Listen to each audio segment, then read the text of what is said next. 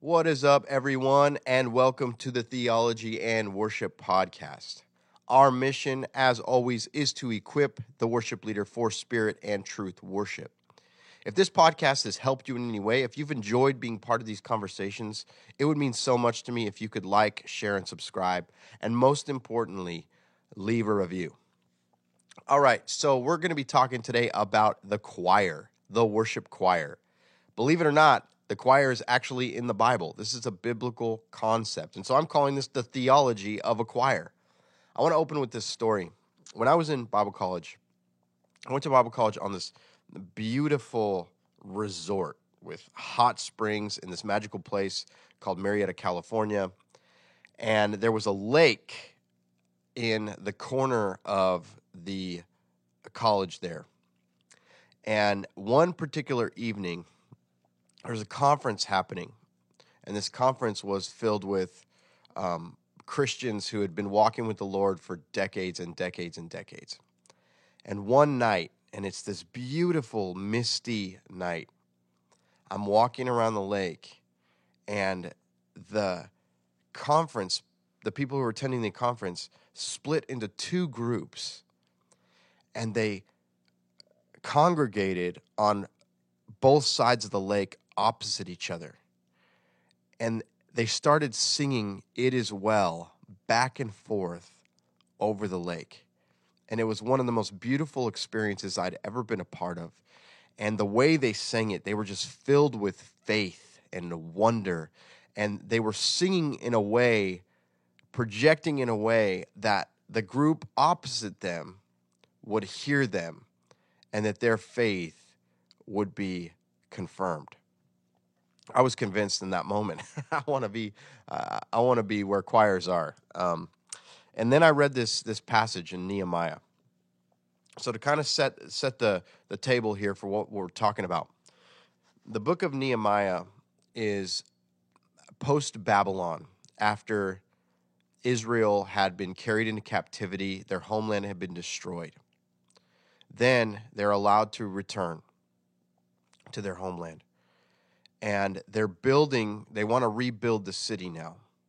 And so the book of Nehemiah and Ezra are about them rebuilding the city.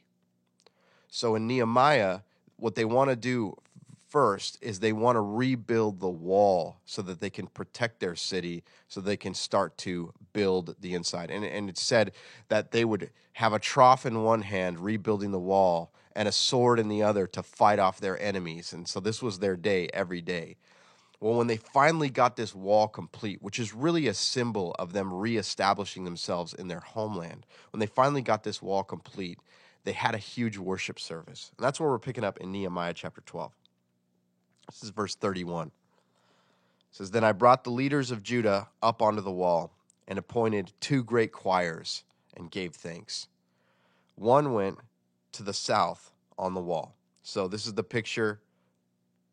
The wall is finally finished, and he takes two groups of people, two groups of Levites, and he separates them, one on the north side, and we're going to see one on the south side. They're on top of the wall, facing each other. This is cool because later on in verse 34, it says that he also is going to put over there priests' sons with trumpets, and then he's going to add some musical instruments of David, the man of God. And so you're seeing that they're getting the band and the singers all together on the south.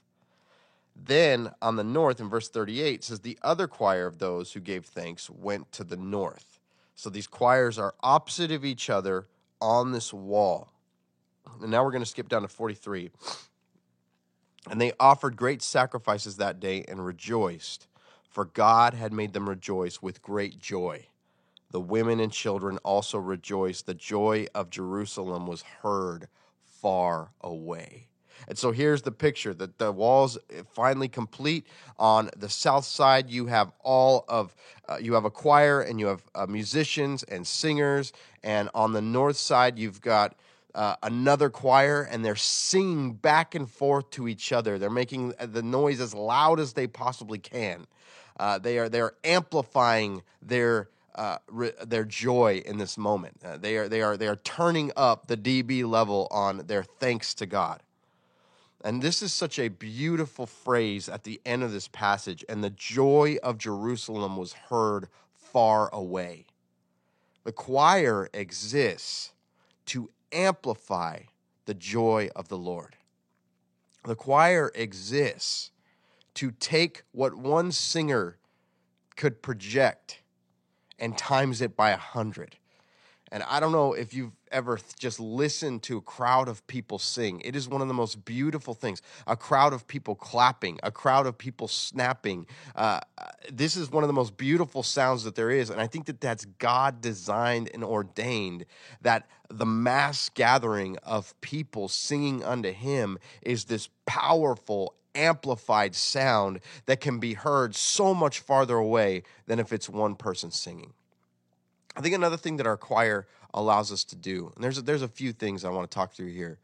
Not only does it amplify the joy of the Lord, but it also gives the people of the congregation a chance to identify with people on the stage. In fact, the more people that you can put on your platform, the better chance you have of your congregation looking at the platform and seeing someone who's like themselves. And I think that that's an important thing. In fact, I try and make everyone on my platform be a representation of the people that we're serving. That means that if I have older people in my church, I don't necessarily want to use only young hipsters on stage. I'm actually doing my church a disservice. So what I want to do is I want to look at my congregation and I want to put on stage someone that they can see and be like, that's someone who's like me and following hard after Jesus. So I'm also going to follow hard after Jesus. Another thing that a choir can do is it provides you with a training ground for people to not only get into your culture and get to know what your culture's like, but also develop as a singer and a musician. It helps them get over stage fright. The lights are on, the room is filled, but they are one voice amongst many. The responsibility, the weight of it is off of them. Let's let our praise be heard from far away.